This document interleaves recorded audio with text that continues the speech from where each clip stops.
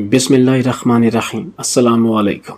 سید ابو العلا مودودی نے دینی تعلیم چھوڑ کر صحافت کیوں اختیار کی؟ انہوں نے کس کے کہنے پر اپنی مشہور کتاب الجہاد فی الاسلام لکھی؟ علامہ اقبال نے ان کی یہ کتاب پڑھنے کے بعد اس پر کیا رائے دی؟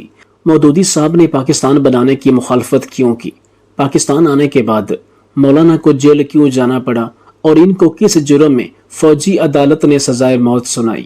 لاہور ایک جلسے میں تقریر کے دوران مولانا پر کس نے قاتلانہ حملہ کیا اور اس حملے میں ان کی جان کیسے بچی؟ سعودی عرب اور بنگلہ دیش نے مودودی کے لٹریچر پر پابندی کیوں لگا رکھی ہے؟ ان پر کفر کے فتوے کیوں لگائے؟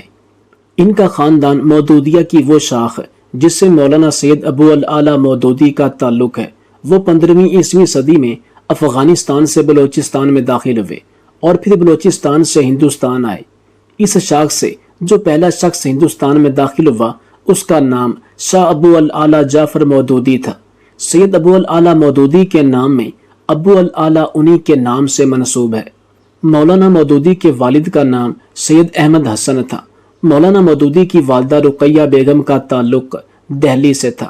سید احمد حسن کے 4 بیٹے ابو القاسم، ابو محمد، ابو الخیر، ابو العلا تھے۔ آپ کا گھرانہ ایک مکمل مذہبی گھرانہ تھا۔ مودودی نے ابتدائی تعلیم والد سے حاصل کی، بعد ازاں انہیں فرقانیہ اورنگ آباد کی 8ویں جماعت میں براہ راست داخل کیا گیا۔ 1914 میں انہوں نے مولوی کا امتحان پاس کیا اور اس وقت ان کے والدین اورنگ آباد سے حیدرآباد منتقل ہو گئے، جہاں سید مودودی کو مولوی عالم کی جماعت میں داخل کرایا گیا۔ اس زمانے میں دارالعلوم کے صدر مولانا حمید الدین فراہی تھے، جو مولانا امین احسن اصلاحی کے بھی استاد تھے۔ تاہم والد کے انتقال کے باعث وہ دارالعلوم میں صرف 6 ماہ ہی تعلیم حاصل کر سکے۔ والد کی وفات کے بعد مولانا نے قلم کے ذریعے اپنے خیالات کو لوگوں تک پہنچانے اور اسی کو ذریعہ معاش بنانے کا ارادہ کر لیا۔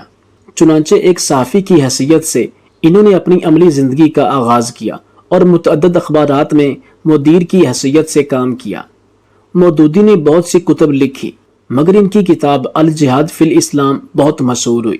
اس کتاب کا پس منظر جان لیتے ہیں۔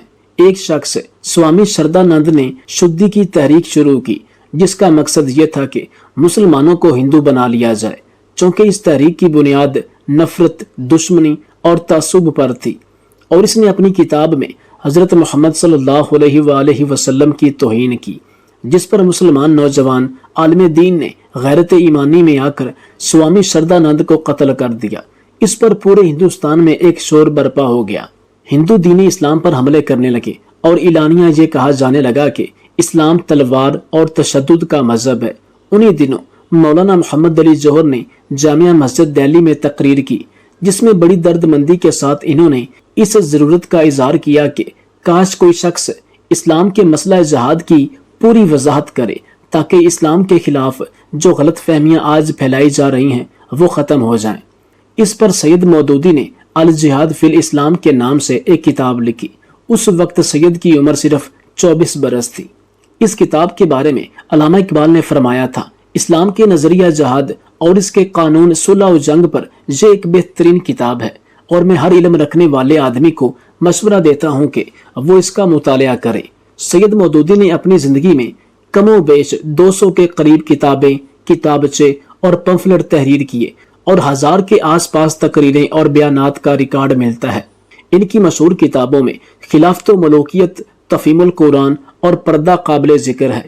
جماعت اسلامی کے بانی مولانا مودودی کے بارے میں کہا جاتا ہے کہ انہوں نے نہ صرف یہ کہ مطالبہ پاکستان کی مخالفت کی، بلکہ پاکستان بننے کے بعد بھی ان کی جماعت اور مولانا مودودی قائد اعظم کی مخالفت کرتے رہے، اور مولانا مودودی پاکستان بننے کے بعد بھی اس موقف پر قائم رہے کہ قائد اعظم ایک قومی ریاست قائم کرنے کے لیے پاکستان بنانا چاہتے تھے، اور پاکستان میں شریعت کا نفاذ ان کا مقصد نہیں تھا۔ اس حوالے سے بطور دلیل درجہ ذیل پیش کیے جاتے ہیں۔ ہم اس تحریک کو آج بھی صحیح نہیں سمجھتے، جس کے نتیجے میں پاکستان بنا ہے، اور پاکستان کا اجتماعی نظام جن اصولوں پر قائم ہو رہا ہے، ان اصولوں کو اسلامی نقطہ نظر سے ہم کسی قدر و قیمت کا مستحق نہیں سمجھتے۔ سید مودودی نے ماہانہ رسالہ ترجمان القرآن کے ذریعے ایک اسلامی جماعت کے قیام کی تجویز پیش کی، اور اس سلسلے میں ترجمان القرآن میں مضامین بھی شائع کیے۔ جو لوگ اس سے اتفاق رکھتے تھے وہ 26 اگست 1941 کو لاہور میں جمع ہوئے اور جماعت اسلامی قائم کی گئی۔ جس وقت جماعت اسلامی قائم ہوئی تو اس میں پورے ہندوستان میں سے صرف 75 آدمی شامل ہوئے تھے۔ اس اجتماع میں سید مودودی کو جماعت کا سربراہ منتخب کیا گیا۔ تقسیم ہند کے بعد سید مودودی پاکستان آ گئے۔ پاکستان میں قائد اعظم کے انتقال کے اگلے ہی ماہ یعنی اکتوبر 1948 میں اسلامی نظام کے نفاذ کے مطالبے پر آپ گرفتار ہوئے۔ سید مودودی کو اسلامی نظام کا مطالبہ کرنے کے جرم میں گرفتار کیا گیا تھا، لیکن الزام یہ لگایا گیا کہ وہ جہاد کشمیر کے مخالف تھے۔ انہیں 20 ماہ بعد 1950 میں رہائی ملی۔ 1953 میں سید مودودی نے قادیانی مسئلے کے نام سے ایک چھوٹی سی کتاب تحریر کی جس پر انہیں گرفتار کر لیا گیا۔ یہ بھی کہا جاتا ہے کہ قادیانیوں کی ایک بہت طاقتور اور مشہور شخصیت نے فوج کے ایک اعلیٰ کردار سے اس سارے معاملے کی بات کی اور کہا کہ مولانا مودودی ہمارے جذبات کو مجروح کرتے ہیں، لہٰذا انہیں ٹھکانے لگایا جائے ورنہ اس کے نتائج اچھے نہیں ہوں گے۔ اور یہ چہم گوئیاں بھی عام ہوئیں کہ اس طاقتور قادیانی نے بہت زیادہ پیسہ خرچ کر کے مولانا مودودی کو گرفتار کروایا اور پھر فوجی جماعت کے ذریعے انہیں یہ کتابچہ لکھنے کے جرم میں سزائے موت کا حکم سنا دیا۔ سزائے موت سنانے کے خلاف ملک کے علاوہ عالم اسلام میں بھی شدید رد عمل ہوا۔ لوگ بڑی تعداد میں گھروں سے باہر نکلے اور سیدنا ابو الاعلی مودودی کے حق میں بیانات دیے۔ بالآخر حکومت نے سزائے موت کو 14 سال سزائے قید میں تبدیل کر دیا۔ تاہم وہ مزید 2 سال اور 11 ماہ تک زندان میں رہے اور بالآخر عدالت عالیہ کے ایک حکم کے تحت رہا ہوئے۔ 1958 میں مارشل لا کے نفاذ کی سخت مخالفت کرنے کے بعد اس وقت کے صدر ایوب خان نے سید مودودی کی کتاب ضبط ولادت کو ضبط کر لیا اور ایوبی دور میں ہی فتنہ انکار حدیث نے سر اٹھایا اور حکومتی سرپرستی میں ایسا طبقہ سامنے آیا جس کا کہنا تھا کہ اسلام میں حدیث کی کوئی حیثیت نہیں۔ حتیٰ کہ مغربی پاکستان کی ایک عدالت کے جج نے حدیث کے بارے میں شک ظاہر کرتے ہوئے اسے سند ماننے سے انکار کر دیا۔ اس موقع پر سید مودودی نے اسلام میں حدیث کی بنیادی حیثیت کو دلائل سے ثابت کرتے ہوئے دونوں کو اسلامی قانون کا سرچشمہ قرار دیا۔ مارشل لا اٹھنے کے بعد اکتوبر 1963 میں سید مودودی نے جماعت اسلامی کا سالانہ اجلاس لاہور میں منعقد کرنے کا فیصلہ کیا۔ ایوب خان کی حکومت نے اس کو روکنے کی پوری کوشش کی اور گورنمنٹ نے بجائے باٹی دروازے کے باہر تنگ جگہ میں جلسہ کرنے کی اجازت دی، بعد ازاں لاؤڈ اسپیکر استعمال کرنے کی اجازت دینے سے بھی انکار کر دیا۔ 25 اکتوبر کو جلسہ ہوا۔ سید مودودی نے تقریر شروع ہوئی کی تھی کہ جلسہ گاہ میں موجود نامعلوم افراد نے فائرنگ شروع کر دی جس سے جماعت اسلامی کا ایک کارکن جاں بحق ہو گیا، تاہم مودودی بچ گئے۔ ایوب خان نے 6 جنوری 1964 کو جماعت اسلامی کو خلاف قانون قرار دے دیا۔ سید مودودی جماعت اسلامی کے 65 رہنماؤں کو گرفتار کر کے قید خانوں میں ڈال دیا گیا۔ اس قید کا دورانیہ 9 ماہ رہا جس کے بعد انہیں عدالت عظمیٰ کے فیصلے پر رہا کر دیا گیا۔ مولانا کی وفات 22 ستمبر 1979 کو ہوئی۔ مولانا مودودی کے لٹریچر اور ان کی جماعت اسلامی پر دنیا کے بہت سے ممالک پر پابندی عائد ہے جس میں سعودی عرب اور بنگلہ دیش قابل ذکر ہیں۔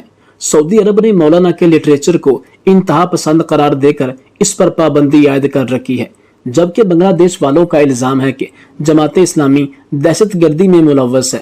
مولانا کی تحریروں پر اکثر کفر اور گستاخی کے فتوے لگتے ہیں جس کی وجہ یہ قرار دی جاتی ہے کہ مودودی صاحب ایک اچھے صحافی، مصنف اور اردو دان ہیں مگر عالم دین نہیں۔ جب سیدنا مودودی رحمت اللہ علیہ کو جیل میں بند کیا گیا تو وہ جیل میں گزارے گئے وقت کا ایک حیران کن واقعہ بیان کرتے ہیں کہ جب حکومت نے ان پر ایک سخت دل ملازم کو لگایا کہ ان کے کھانے میں مرچ زیادہ ڈال دیا کرو، وقت پر نہ دیا کرو، الغرض ہر لحاظ سے مولانا مودودی کو تنگ کرو، نہ ان کو نیند آئے نہ چین آئے، اور یہ 2 دن بعد ہی معافی نامے پر دستخط کر کے جیل سے چلے جائیں۔ مولانا مودودی کہتے ہیں کہ سورج طلوع ہونے کے بعد جس وقت میں ناشتہ کر رہا تھا تو کسی کی سسکیاں بھر کر رونے کی آواز آئی، پیچھے مڑ کر دیکھا تو میرا مشکتی بیٹھا رو رہا تھا۔ مودودی کی بیٹی سیدہ حمیرہ مودودی اپنی یادداشتوں کے حوالے سے لکھتی ہیں، ابا جان نے اپنی جیل یاترا کے حوالے سے ہمیں بتایا، جب مجھے لاہور سے ملتان جیل لے جایا گیا تو दोपहर का वक्त था। जो कमरा दिया गया उसमें छत का पंखा नहीं था और नलके की जगह हैंड पंप था। ये ए क्लास कैदी का क्वार्टर था। सी क्लास का एक मुशक्कती कैदी मुलाजम दिया गया था जो बैठा इंतजार कर रहा था। तकरीबन 40 साल का खूब तनोमंद आदमी था। पहले तो इसने मुझको गौर से देखा और फिर यकदम उठ खड़ा हुआ। जल्दी जल्दी सामान संभाला, हैंड पंप चलाकर गुस्ल खाने में पानी रखा और कहने लगा, मियाँ जी नहा लीजिए। मैं गुस्ल खाने से निकला तो देखा कि पूरे कमरे में रेत बिछी हुई है और इस पर पानी छिड़क कर चारपाई बिछाकर इस पर बिस्तर कर दिया गया। मैंने पूछा, पहले तो इस कमरे में रेत नहीं थी, ये क्यों बिछाई है? तो वो कहने लगा, गर्मी बहुत है, रेत बिछाने के बाद अब इसके ऊपर पानी डाला है ताकि कमरा ठंडा रहे और आप दोपहर को आराम कर सकें। जितनी देर में मैंने जोहर की नमाज पढ़ी उतनी देर में उसने खाना तैयार कर लिया और बड़े सलीके से लाकर मेरे सामने रखा। साथ में बड़ी माजरत करता रहा कि मुझे आपके ज़ौक़ के मुतालिक कुछ पता नहीं है, बस जल्दी में जो हो सका कर लिया है। फिर इस मुशक्कती ने ये चीज नोट कर ली कि मैं किस वक्त कौन सी दवा खाता हूँ। इसके बाद वो नाश्ते की, दोपहर के वक्त खाने की और रात को खाने की सही सही दवाइयाँ सामने रख देता। कभी ये कहने की जरूरत पेश नहीं आई कि तुमने सुबह के वक्त की दवा नहीं रखी। अब्बा जान ने बताया, उसने जेल में मेरी ऐसे खिदमत की और इस मोहब्बत से खिदमत की कि मैं हैरान रह जाता था। एक दिन उस मुशक्कती ने मुझको ये बताया, जब इस क्वार्टर में मेरी ड्यूटी लगाई गई थी तो मुझे बताया गया था कि एक निहायत खतरनाक कैदी आ रहा है जिसने हुकूमत को सख्त परेशान कर रखा है। बस इसको राह रास्त पर लाना है। इसको इतना तंग करो कि खामोशी से मुआफी नामे पर दस्तखत कर दे और हुकूमत जो शराइत मनवाना चाहे मान ले। बस तुम्हारा काम इसे हर तरह से तंग करना है। खाना इतना बदमजा पकाना है कि जुबान पर ना रखा जाए। बस जी, मैं क्वार्टर में बैठा आपका इंतजार कर रहा था और सोच रहा था कि जरा देखूं तो सही कि आज कैसे शख्स से पाला पड़ता है। आखिर मैं भी जुराइम पेशा आदमी हूँ, किसी से कम तो नहीं हूँ। फिर जब आप अंदर आए तो मैं आपको देखकर बस सोचता ही रहा कि भला आप जैसे शख्स से भी किसी के लिए कोई खतरा हो सकता है। मियाँ जी, आपको देखते ही पहली नजर में आपकी मोहब्बत ने मेरे दिल में घर कर लिया। फिर एक रोज सुप्रीडेंट जेल में आया और पूछा, कोई शिकायत हो तो बताएं। मैंने कहा, मुझे तो कोई शिकायत नहीं है, मैं बिल्कुल आराम से हूँ। सुप्रीडेंट जेल दूसरे तीसरे दिन आते रहे और यही सवाल पूछते रहे। आखिर एक रोज पूछ ही लिया कि आप या तो तकल्लुफ़न ये कह रहे हैं या फिर सही बात नहीं बता रहे। मैंने कहा, भाई अगर कभी कोई तकलीफ हुई तो बिला झिझक आपको बता दूंगा, फिलहाल कोई तकलीफ नहीं है। इस पर सुप्रीडेंट जेल ने कहा, फलां फलां लीडर और सियासतदान हजरात इसी जेल के इसी क्वार्टर में 3 दिन में मुआफी नामे पर दस्तखत करके चले गए थे। ये मुआफी नामे हुकूमत की फाइलों में महफूज रहते हैं और जब ये हजरात जरा ज्यादा ही बढ़ बढ़ कर बोलते हैं, तकरीरें करते हैं और बयानात दागते हैं तो इनको सिर्फ एक इशारा काफी होता है कि आपका मुआफी नामा कल के अखबारात में छपवा दिया जाएगा। बस इतना सुनते ही इनको सांप सूंघ जाता है और एक साहब तो 2 ही दिन में रो रो कर मुआफियां मांग कर यहाँ से चले गए। आप किस किस्म के आदमी हैं कि आप बड़े खुश बैठे नजर आ रहे हैं और कहते हैं कि मैं बिल्कुल आराम से हूँ। पर मैंने उन्हें समझाया कि भाई, जब जिंदगी एक खास मकसद के हसूल के लिए गुजारी जाती है तो फिर ये गर्मी सर्दी या जेल की कोठड़ी जैसी मंजिलें बिल्कुल सानवी हैसियत अख्तियार कर लेती हैं। मैंने ये रास्ता खूब सोच समझ कर इख्तियार किया है। बरतरफ अंदेशा सोदो ज़िया है जिंदगी कि मैं जाती आराम और तकलीफ से बेनियाज हो चुका हूँ। सुप्रीडेंट साहब फिर कहने लगे, आखिर आप अपने 8 बच्चों को किस बात की सजा दे रहे हैं, उनके बारे में भी तो कुछ सोचिए। मैंने जवाब दिया, उनको तो मैं अल्लाह ताला के सपुर्द कर आया हूँ, अब वो जाने और बच्चे जाने, उनकी तरफ से मैं बिल्कुल फिक्रमंद नहीं हूँ। ये सुनकर सुप्रीडेंट साहब मायूस होकर चले गए। मुआफी नामे पर दस्तखत कराने की कोशिशें नाकाम हो गईं।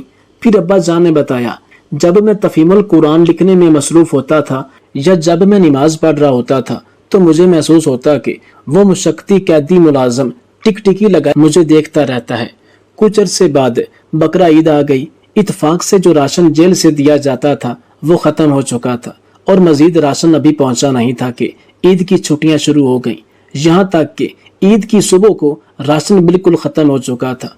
वो सख्त परेशान था कि राशन पहुंचा नहीं, अब आपको नाश्ता कैसे दूं। यहाँ तक बात करते करते उसके मुंह से जेल इंतजामिया के लिए 1-2 मुगल्लजात निकल चुकी थी। मैंने उसे कहा, रात को जो चने की दाल और रोटी बची थी वही गर्म करके ले आओ। वो कहने लगा, वो तो मैं आपको कभी नहीं दूंगा, भला ईद के दिन भी कोई रात की बासी दाल रोटी खाता है। मैंने इसे समझाया, भाई मेरी फिक्र ना करो, मैं बड़ी खुशी से दाल रोटी खा लूंगा।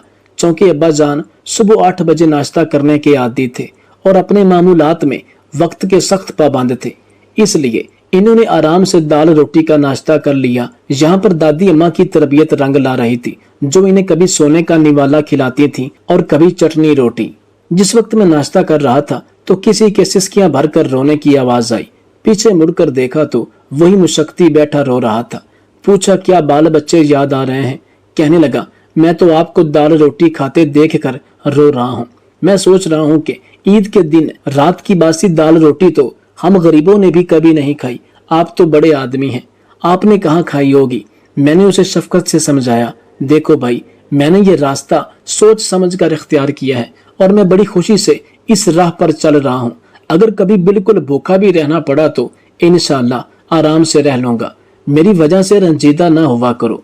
अब्बा जान ने मजीद बताया, मैं तो नाश्ता करके कुरान लिखने बैठ गया, लेकिन उस बेचारे मुशक्ति ने एहतजाजन नाश्ता ना किया, अगरचे उसके लिए दाल रोटी बची हुई रखी थी। इतने में क्वार्टर का दरवाजा जोर जोर से खटकाया गया। मुशक्ति ने दरवाजा खोला तो एक संतरी, कई नाश्ते दान, बड़े बड़े पैकेट और गठड़ियां उठाए खड़ा कह रहा था, मौलाना साहब, आपके चाहने वाले तो फजर के वक्त ही ये चीजें ले आए थे और जेल के दरवाजे पर खड़े थे, लेकिन सुप्रीडेंट साहब का दफ्तर ईद के बाद खुला। इसके बाद इन चीजों की तलाशी और जांच पड़ताल हुई, इसलिए देर लग गई। अब कैदी मुलाजम ने वो पैकेट, नाश्तेदान और गठड़ियां खोली तो इनमें अनवाव इकसाम की नेमतें थी।